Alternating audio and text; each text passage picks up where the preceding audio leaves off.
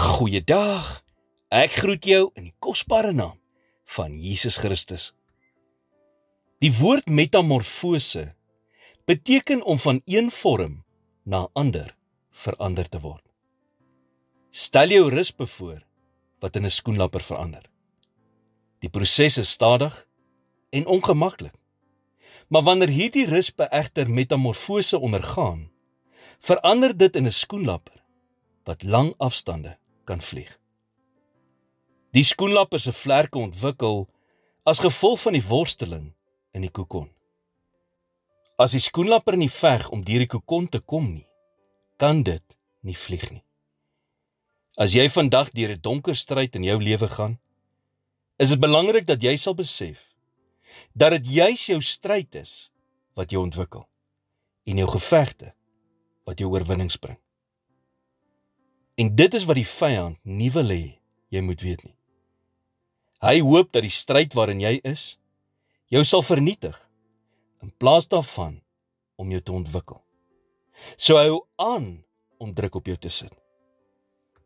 Toe Paulus se lewe so moeilik geword het, dat hy gedink het hy kon nie nog 'n dag langer dit verduur nie, het God vir hom gesê in 2 Korintiërs 12 vers 9, My genade is vir jou genoeg, want my krag word in swakheid volbring.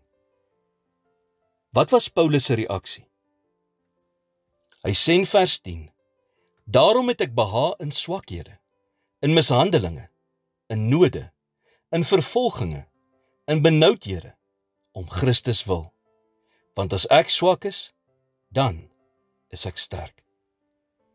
So wanneer dit vir jou voel, asof jy nie 'n dag langer so kan aangaan nie, byt vas en bly vertrou, want in God se hande is dit wat jy deurgaan, nooit 'n vermorsing nie. Wanneer 'n rispe in die oorgangfase is om 'n skoenlapper te word, moet dit in 'n donker kokon toegemaak word. Net so is die oorgangstydperk van een vlak na die volgende een in jou lewe soms donker. Maar moenie in die donker kokon vaskyk nie. Dit is nie jou eindbestemming nie. Dit is net die proses. Wees gerus dat wanneer jy ontwikkel het, jy hoër sal kan vlieg as wat jy nog ooit van tevore gevlieg het. As God 'n rispe kan verander in 'n skoenlapper, kan jy jou vandag indink wat hy nie alles in jou lewe kan doen nie. Here, dankie dat u krag juis tot volle werking kom in my swakheid. Wanneer ek moeg of verpletter voel deur druk, herinner my daaraan dat u besig is om iets groters binne my te doen. Help my om u deur elke beproewing te vertrou. In Jesus naam bid ek dit.